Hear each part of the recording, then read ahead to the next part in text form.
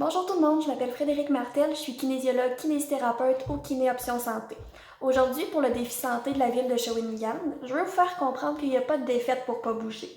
Donc, je vous montrerai quelques exercices adaptés pour différentes pathologies, donc l'hernie discale, l'arthrose du genou, la tendinite de l'épaule et la fasciite plantaire. Donc, commençons avec l'hernie discale. Donc, moi, j'ai ciblé la partie plus au niveau lombaire. Donc, l'hernie discale au niveau lombaire. Qu'est-ce que c'est premièrement? Donc, c'est une atteinte au disque cartilagineux qui se trouve entre les vertèbres. Donc, ça peut être causé par soit une mauvaise posture, un mauvais mouvement ou un mouvement répétitif. Donc, pour un stade un petit peu plus aigu, donc quand la douleur est un peu plus intense, j'irai plus avec des étirements. Donc, oui, de la région du dos, mais aussi les membres inférieurs. Pourquoi? Parce qu'avec une meilleure flexibilité au niveau des membres inférieurs qui sont attachés au bassin, le bassin va être plus mobile, puis il va aider le dos pour certains mouvements. Donc, on ne veut pas que ce soit tout le dos qui prenne la charge de tous les mouvements, on veut que le bassin soit mobile. Donc, premier étirement assez simple. Donc là, on va étirer la région latérale du tronc. Donc, on pose la main au niveau de la hanche et on vient incliner le tronc comme ça ici. Donc, on ne veut pas qu'un étirement soit douloureux. On y va juste avant la douleur. Donc, si c'est trop douloureux, on ramène un petit peu le corps. Et on fait ça à peu près 2 fois 15 à 30 secondes par côté. Donc, deuxième étirement, on va venir étirer la région antérieure de la cuisse, donc les fléchisseurs de la hanche. Donc, on pose les genoux au sol, un genou au sol ici, l'autre jambe à 90 degrés. On garde le dos droit, on serre les fesses pour stabiliser le bassin et on avance légèrement le corps vers l'avant et on va sentir l'étirement au niveau des fléchisseurs. Et on fait de l'autre côté, encore une fois, 2 fois 15 à 30 secondes. Donc, troisième étirement, on va venir étirer les extenseurs de la hanche, donc au niveau des fessiers. Donc, on s'assoit au sol, collé au mur, on se grandit. Donc, se grandir, on rentre le menton, on fait comme s'il y avait une petite ficelle qui nous tirait. Donc, on garde le dos droit, on vient croiser la jambe par-dessus l'autre et on vient tirer légèrement pour sentir l'étirement au niveau du fessier, toujours en se grandissant. Et même chose de l'autre côté. 2 fois par jambe, 15 à 30 secondes. Dernier étirement pour cette séquence-là. Donc, étirement des ischio-jambiers, donc ce qui se trouve derrière la cuisse ici. Donc, on va se coucher au sol et on va allonger la jambe le long du mur. On colle les fesses au mur. Et on étend les jambes le plus droit possible. Et encore une fois, on tient ça 2 fois 15 à 30 secondes. Donc, pour une phase un petit peu plus avancée pour l'hernie discale, donc quand la douleur est un petit peu moins intense, ce qu'on veut, c'est garder une bonne musculature au niveau du dos, une meilleure endurance pour éviter que les blessures reviennent. Donc, pour le premier exercice, je vous propose un exercice un petit peu plus de mobilité du dos, donc pour vraiment contrôler la musculature du dos, ce qui s'appelle le chien-chat. Donc, je vous démontre. À 4 pattes, on garde le dos droit. Et là, on va prendre une grande inspiration. On va arrondir le dos le plus qu'on peut. Et on expire, on creuse le dos et on regarde en haut.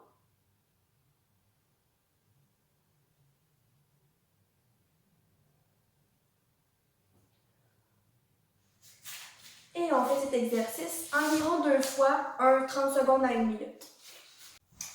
Donc, le prochain exercice, je l'appelle la poutre composite. Donc, c'est pour travailler l'endurance du dos. Donc, on prend une chaise, on s'assoit pour avoir les pieds au sol. On met les bras au-dessus de la tête, on garde le dos droit et on penche légèrement vers l'avant en contractant bien les abdominaux, le dos droit et on tient la position environ 30 secondes à 1 minute avant de revenir. Donc, prochain exercice, le soulevé de terre. Donc, on va avoir besoin de 2 poids ou de 2 cannes, comme moi j'ai pris mes sauces à spaghetti. Donc, ici, on place les pieds à la largeur des épaules, les 2 poids devant, on garde le dos droit. Là, je vais vous montrer du côté. Donc, le dos pencher le corps vers l'avant pour aller porter les cannes jusqu'en dessous des genoux et on revient. Donc on fait attention de ne pas arrondir le dos comme ça ici ou de trop creuser. Donc vraiment le dos droit et on revient. Donc pour cet exercice-là, on le fait 2 fois 15 répétitions. Donc si vous avez une hernie discale qui n'est pas très douloureuse, il faut comprendre que presque tous les exercices sont possibles à faire. Donc, par contre, il faut rester vraiment dans ses capacités. Il faut comprendre aussi qu'il y a 3 principes importants à garder en tête pour faire de l'activité physique ayant une hernie discale. Donc le premier, dans tous les mouvements, on garde le dos droit. Super important, dos droit, dos droit, dos droit. Deuxième, on garde une bonne contraction des abdominaux dans tous les mouvements. Et finalement, il faut rester dans la non-douleur. Donc, on reste dans nos limites, dans nos capacités. Je veux pas qu'il y ait de douleur. Si ça crée des douleurs, on fait autre chose. La deuxième pathologie que je vais vous parler, c'est l'arthrose du genou. Donc, premièrement, c'est quoi l'arthrose du genou? C'est une maladie dégénérative qui va s'attaquer au cartilage de l'articulation puis qui va user l'articulation. Donc, c'est ça, ceci crée naturellement des douleurs. Malheureusement, l'arthrose, ça ne se guérit pas. Il faut apprendre à gérer un peu nos douleurs, puis l'activité physique est une bonne façon de gérer ces douleurs-là. Pour cette pathologie-là, on veut renforcer les muscles autour du genou, aussi les rendre plus souples avec des étirements et des exercices de renforcement. C'est sûr que dans une phase un petit peu plus aiguë, on va y aller plus en étirement, puis une phase un peu plus avancée, on va y aller plus en renforcement tout en gardant les étirements. On veut aussi éviter tout ce qui est saut. Donc, on ne veut pas user l'articulation, on veut l'aménager un petit peu. Donc, tout ce qui est saut, y compris la course. Pour ce qui est des entraînements cardiovasculaires, on va y aller plus en vélo. Puis, on va prioriser aussi plus la marche. Je vais commencer par vous montrer 3 différents étirements des muscles autour du genou. Donc, pour le quadriceps, pour les ischio-jambiers. Et aussi, je vais vous montrer aussi plus un exercice de mobilité du genou. Donc, pour le premier exercice, étirement, je vais vous montrer pour le quadriceps. Donc, on vient se prendre sur une chaise, vraiment juste pour garder notre équilibre. On vient prendre la cheville ici, on serre les fesses et on va sentir un étirement en avant de la cuisse juste ici. Donc, on fait 2 fois par jambe, un 15 à 30 secondes. Le deuxième exercice, exercice d'ischio-jambier, encore avec la chaise. Donc, on se tient après un mur ou une autre chaise. On va mettre le pied sur la chaise. On garde le dos droit, le genou tendu. Et on recule les fesses en avançant le corps. Et on va sentir un étirement au niveau des ischio-jambiers. Encore une fois, 2 fois 15 à 30 secondes. Le troisième, je vais vous montrer un exercice un petit peu plus de mobilité. Donc, j'ai besoin d'un ballon et une chaise. On met le ballon au sol et on va seulement étirer le genou en poussant un peu le talon dans le ballon et on revient le plus loin possible. On étend, on revient. Et ça, on fait à peu près 2 fois par jambe, 30 secondes à 1 minute par jambe. Ça va vraiment aider à lubrifier l'articulation pour gérer un peu les douleurs de l'arthrose. Je vais enchaîner avec 2 exercices de renforcement des muscles autour du genou. 2 exercices assez complexes qui vont travailler l'ensemble des muscles autour du genou en un seul mouvement. Donc le premier, la fente appui sur chaise et le squat. Pour les 2 exercices, on va faire 15 répétitions et 2 fois. Donc pour la fente, on le fait de chaque côté, donc 2 fois de chaque côté. Donc je vous montre pour la fente. Un pied devant, un pied derrière. On recule la jambe derrière assez loin pour que lorsqu'on va plier les 2 genoux, je ne veux pas que le genou devant dépasse les orteils. Donc, on s'assure d'être assez éloigné. On s'appuie sur la chaise, le dos droit. On engage bien les abdominaux et on plie les 2 genoux à 90 degrés et on remonte. Donc, 15 répétitions, 2 fois par jambe. Deuxième exercice, le squat. Donc, on met les pieds largeur des épaules, les orteils qui regardent devant. Donc, le mouvement, c'est comme si on allait s'asseoir sur une chaise qui est loin en arrière. Donc, on va reculer les fesses en pliant les genoux et on remonte. Donc, on s'assure que les genoux restent alignés avec les orteils. On fait attention que les genoux n'aillent pas vers l'intérieur. Donc, on pousse vers l'extérieur et on remonte. Donc, encore une fois, on va faire 2 fois 15 répétitions. Donc, il est important de comprendre que si votre arthrose est peu ou pas douloureuse, bien, presque tous les exercices sont faisables. Par contre, il faut rester dans nos capacités, nos limites de non-douleur. Encore une fois, on a des principes à respecter pour faire de l'activité physique ayant une arthrose du genou. Donc, premier principe à respecter, on évite tous les sauts. Donc, la course rentre dans cette catégorie-là. On évite tous les sauts pour ménager l'articulation. Ensuite de ça, on veut garder des exercices qui sont bien stables, bien contrôlés, pour éviter que le genou soit trop en instabilité puis qui crée plus de douleur. Oui, il existe des exercices pour avoir de l'instabilité, pour vraiment aider tout ce qui est les petits stabilisateurs. Par contre, pour la maison, moi je propose vraiment plus des exercices qui sont plus stables.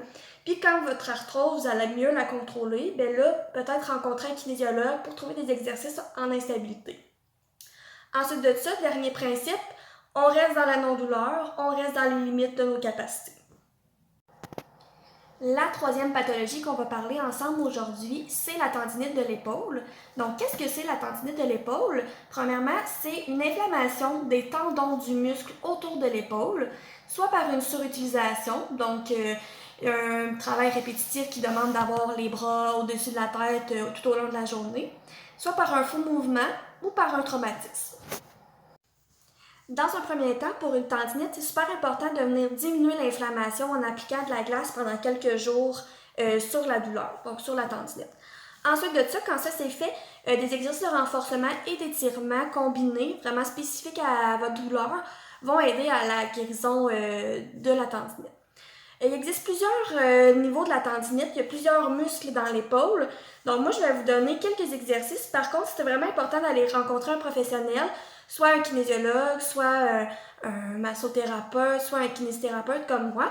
Donc pour vraiment vous cibler c'est où la douleur, puis d'avoir des exercices plus spécifiques à votre douleur. Donc je vous en montre quelques-uns, mais il faut garder ça en tête. Donc le premier étirement du biceps, un muscle qui vient s'attacher au niveau de l'épaule. Donc, on a besoin d'une chaise. Ça peut être une chaise, ça peut être une poignée de porte. Donc, on vient prendre la chaise, la paume de main vers le haut. Et on avance légèrement le corps. On garde le dos droit. Et on tient ça 15 secondes. On fait ça 2 fois environ. Le deuxième exercice, c'est pour vous apprendre à ménager votre épaule quand vous faites des mouvements au-dessus de la tête en abaissant l'épaule en premier. Donc, c'est ce que j'appelle, on abaisse la tête de l'humérus. Donc, l'humérus, c'est l'os du bras qui est juste ici. Donc, on abaisse l'épaule pour ensuite lever le bras et passer sous les tendons. Donc, que ça ne crée pas de douleur quand votre bras est au-dessus de la tête. Donc, je vais vous montrer l'exercice. C'est l'exercice de l'araignée au mur que j'appelle. Donc, on se place au mur, juste à côté du mur. Les doigts sur le mur ici. On garde le dos droit, on se grandit. Donc, on rentre le menton, une ficelle me tire au-dessus de la tête. J'abaisse mon épaule, donc vers le bas, je garde la position et je monte l'araignée au mur. Quand je sens que la tête de l'humérus veut remonter, puis mon épaule se rentre comme ça, mais là, ça veut dire que je suis trop haut. Donc là, on se replace et on redescend. Toujours l'épaule basse. Et on fait cet exercice environ 2 fois pour 30 secondes à 1 minute. Donc, prochain exercice, renforcement des rotateurs externes de l'épaule. Donc, on va avoir besoin d'appuyer notre bras sur une table, d'un poids. Moi, j'ai pris ma sauce à spaghetti, donc ça peut être n'importe quoi, canne de conserve, bouteille d'eau, poids. Il n'y a pas de défaite. Je l'ai déjà dit au début.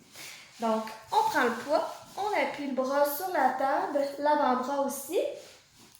Et là, on va venir lever l'avant-bras en contractant le muscle de l'épaule en arrière. Et on ramène sans toucher complètement à la table. Donc, tranquillement, on lève, tranquillement, on revient. Donc, on va faire cet exercice 2 fois, environ 15 répétitions. Quand ces exercices et étirements ont été faits, puis que la tendinite n'est pas ou peu douloureuse, il faut comprendre que, encore une fois, presque tous les exercices sont faisables en autant qu'ils n'aggravent pas la douleur. Donc, c'est super important. Donc, maintenant, je vais vous expliquer 3 principes, encore une fois, à respecter pour faire de l'activité physique ayant une tendinite pour être sûr que la tendinite ne s'aggrave pas. Donc, premier, on évite tout ce qui est mouvement au-dessus de la tête. Donc, je sais que des fois, c'est pas toujours possible, mais on essaie d'éviter le plus possible. Donc, on fait pas des exercices, les poids dans les airs, on n'élève pas les bras comme ça trop. Ça peut être fait en autant que ça aggrave pas la douleur, mais on essaie d'éviter. Deuxième petit principe, pour chaque exercice d'épaule, je veux qu'on abaisse la tête humérale, comme j'ai expliqué tantôt, pour essayer de passer sous les tendons. Donc, ça peut aussi ne pas être un exercice, mais aller chercher le bol qui est en haut dans l'armoire. Donc, on abaisse la tête et on va chercher notre bol. Et troisième exercice, encore une fois, je veux qu'on fasse, pas troisième exercice, troisième principe, excusez-moi. Donc, encore une fois, on reste dans nos capacités, dans nos limites de non-douleur. Donc, quatrième et dernière pathologie qu'on va parler ensemble aujourd'hui, donc la fasciite plantaire. Qu'est-ce que c'est? Donc, c'est l'inflammation du fascia qui se trouve sous le pied, ça va créer des douleurs sous le pied. Les douleurs qui sont plus présentes habituellement, c'est au niveau du talon. Ça peut être causé par un sport pratiqué avec un mauvais équipement, par exemple la course avec des mauvaises chaussures. Des chaussures inadéquates, donc les petites sandales gogoon l'été, c'est sûr que ça peut créer aussi des fasciites plantaires. Ça peut être créé par l'obésité ou par des pieds plats ou des pieds creux. Donc, dans une phase plus aiguë, c'est sûr qu'on va aller encore une fois par des étirements ou du massage. Puis une phase un peu plus avancée, quand c'est un petit peu moins douloureux, on va aller plus pour des exercices de renforcement. Donc, je vous montre par la suite juste des petites photos que j'avais déjà prises pour vous montrer les exercices.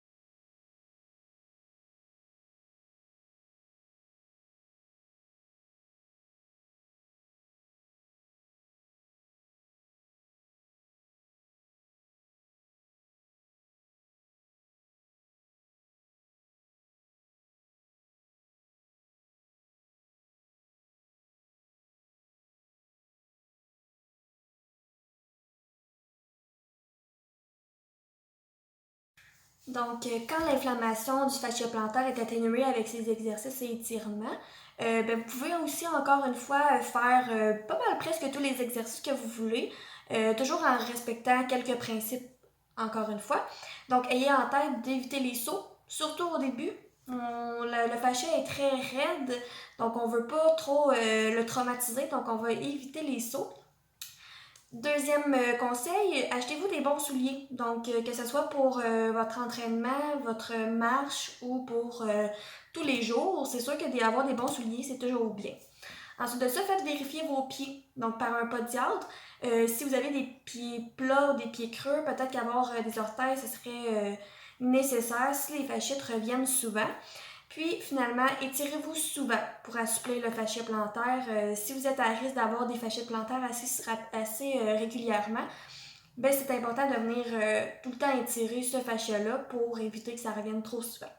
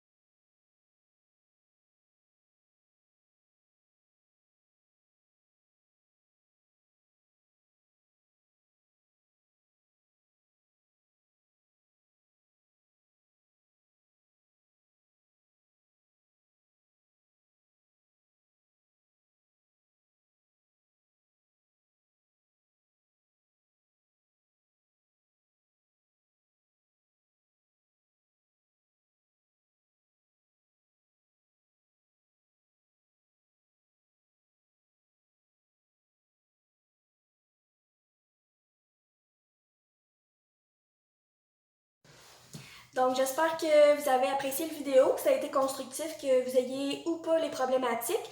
C'est sûr que faire des exercices, c'est toujours mieux de faire ça sous la supervision d'un kinésiologue, surtout quand on a des pathologies. Par contre, c'est sûr qu'avec le confinement, c'est pas très réaliste pour l'instant. Donc, soyez toujours dans vos capacités, dans vos limites. Il faut que ça soit sécuritaire. Fait que si vous n'êtes pas sûr qu'un tel exercice pourrait vous faire mal ou vous n'êtes pas sûr que si vous êtes capable de les faire, faites-les pas. On va trouver autre chose. Ensuite de ça, si vous avez besoin d'une chaise ou d'un mur près de vous pour faire les exercices, pour vous stabiliser, pour vous sécuriser, ben il n'y a pas de problème aussi. Moi, j'en ai pas mis dans mon dernier entraînement. Par contre, ça reste toujours une belle option à garder. Donc, quand le confinement va se terminer, venez me rencontrer au Kinoption Santé. Donc, je suis à la succursale de Grand-Mère et de l'Auberge des Gouverneurs comme kinésiologue. Donc, on va trouver ensemble différents exercices sécuritaires à votre condition. Ensuite de ça, vous pouvez aussi venir me rencontrer comme kinésithérapeute. Donc, je suis dans les 2 départements de la clinique. Kinésithérapeute, qu'est-ce que ça fait? Dans le fond, c'est vraiment un traitement pour réduire vos douleurs, réduire vos tensions. J'utilise différentes techniques de massage combinées à des techniques de contracté-relâché. Donc, ces méthodes-là aident vraiment à diminuer les tensions, à diminuer les douleurs. Puis, à la fin de chaque traitement, je donne toujours quelques petits exercices simples à faire à la maison pour aider à ce que le traitement soit plus durable. Donc, les résultats qu'on obtient en traitement soient plus durables. Donc, j'attends de vos nouvelles. J'espère que vous allez passer une belle journée. Un bon défi santé aussi. Essayez différents exercices. On est une belle équipe là, qui travaille fort pour vous faire bouger dans le mois d'avril. Donc, en espérant vous revoir, passez une belle fin de journée. Au revoir.